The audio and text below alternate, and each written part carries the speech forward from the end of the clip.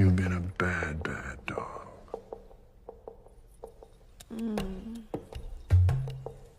Woof, woof. What's up, Rearview crew? We are back with another review, and it's Sunday night. So y'all already know what the fuck is going on. After what, 3 years? What, 3 years? We finally get season 3 of Euphoria, man. And before I get started, I want to say RIP to Eric Dane and Angus Cloud. Y'all are truly missed, even in the first episode. And what fucked me up is the fact that they did mention Fez and where he is today. He is serving 30 years in a federal prison, man. So I thought maybe they would do like a swap, like maybe Ashtray didn't die, police go back there to try to get him, and then Fez end up shooting them in the back or something. Ashtray live, you know, that way we don't lose two of the better characters of the show. Fez did an amazing job in the show, was definitely one of the central characters, and Ashtray was like a great secondary character.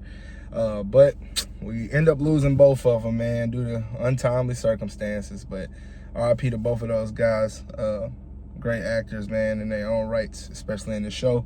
But yeah, man, so we catch up with everybody. Rue, in particular, who has become a drug dealer in Mexico after Lori finds her and says, hey, you know, you still owe me $10,000. But over the course of these last 46 months, I think she said, I've added interest, so you owe me $43 million, but I'll settle for $100,000. Like, what?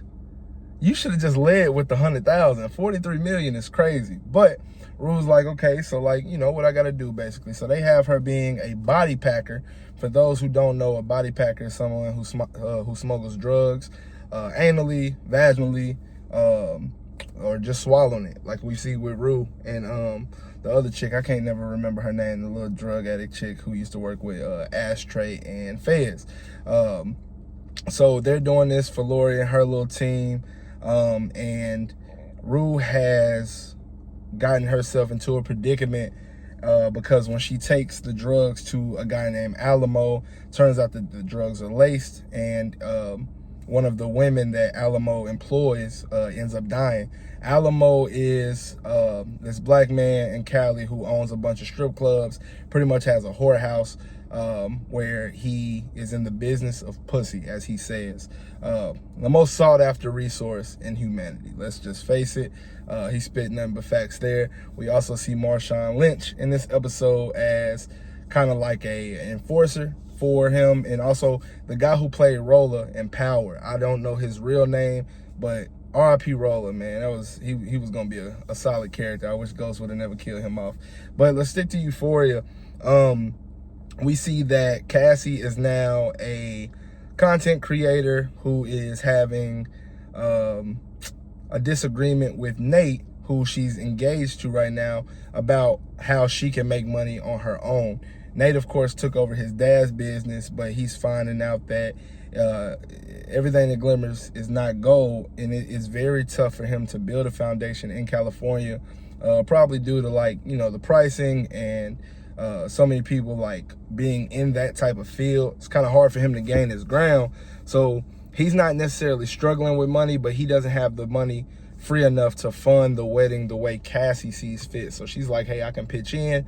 They come to an agreement where Cassie can create this content, but she cannot show her face and titties at the same time. It's got to be either or. And he doesn't want her doing like porn or anything like that, which is, I mean, understandable. You don't want your fiance out there. He mentions the fact that if people in the industry were to see that, they wouldn't take him serious. He'd be a joke, which rightfully so is probably true. Olivia is living a little outside of their original city.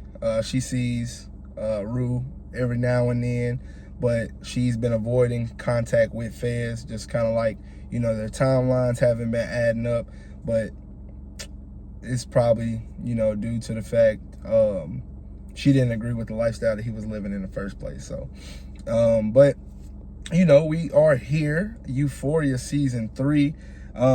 We get a very climactic scene at the end where Rue ends up asking Alamo for a job. she wants to work with him because she's tired of dealing drugs. She want to be a pimp her damn self. And he like, you know what? This might be good for business. She is talking to Ali about finding God, finding something bigger than herself, and pretty much reinventing herself, which she relates to Alamo, because Alamo says America is the perfect country to do so. So they do have a similar view on reinvention, but how will that come together in the totality of this season? We do know that Alamo at some point is going to try to kill Rue. She says that in the trailer, so I wonder what's going to happen to make them fall apart. Knowing Rue, she probably going to screw it up by doing something she ain't got no business doing. She already planning on robbing somebody in the house that she's living in right now. So we'll see, man. It was a solid episode. Gave us more than an hour of content to, you know, kind of gawk after, man. It's been so long, and the fan base is extremely loyal. We don't have any McKay. He's not being shown yet. We did not get Jules this episode. We did not. Cat's no longer on the show. And yeah, that pretty much covers everything that we needed to talk about today. But Euphoria season 3, man, where y'all think we headed? You guys like the episode? You guys excited to have Euphoria back?